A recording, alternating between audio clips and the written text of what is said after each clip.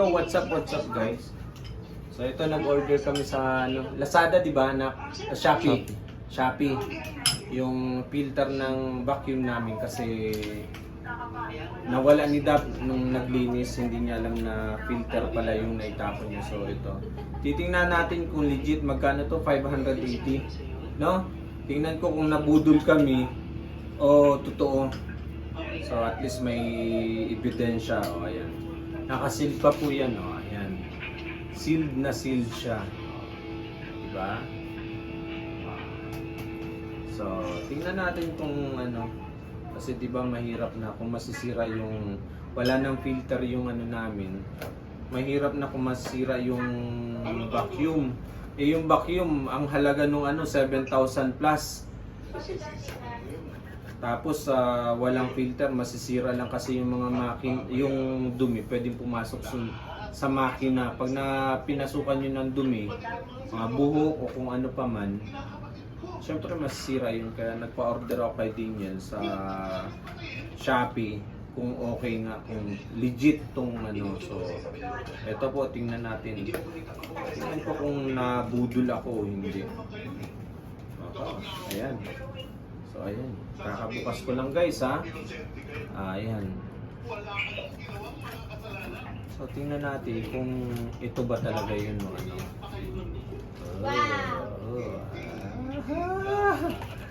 Guys, legit guys.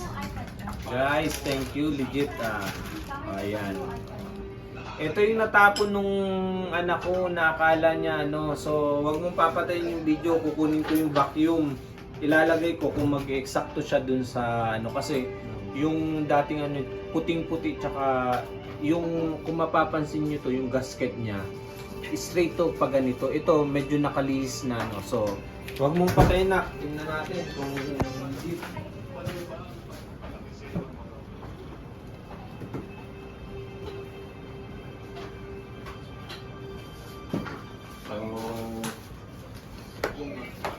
So ayan, tingnan natin kung tama. Kasi nung in-order to ni Daniel, yung model yung kinuha niya nitong vacuum na to.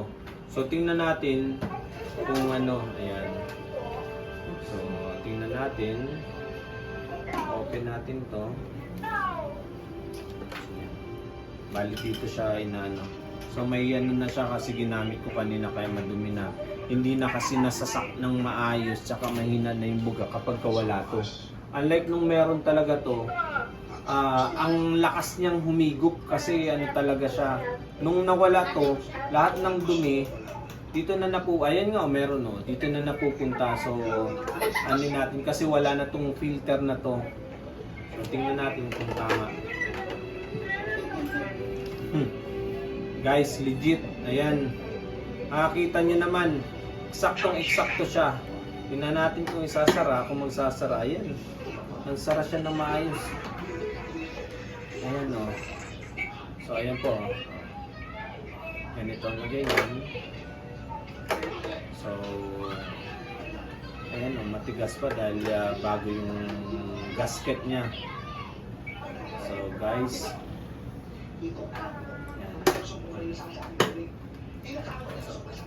hindi ko na isasampol to na iano pa yung ano, yung panda rin to, kasi yung sukat niya 100% eksakto, perfect sa ano niya. So thank you sa ano, saan to,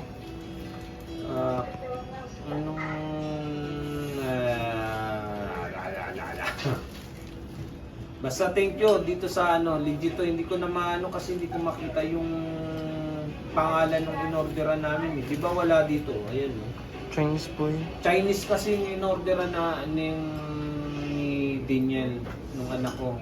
So hindi natin alam kung anong pangalan o ano. So wala akong ano. So thank you, at least naging sulit naman yung ano natin. Sa halagang 580, naiwasan na masira yung makina nung ano namin, nung vacuum. 7,000 versus 580. So, wag na kayong mangnayang. So, ito po. Yan. So, wala naman dapat ipakita kasi walang pangalan sa kanin. So, thank you guys. So, thank you.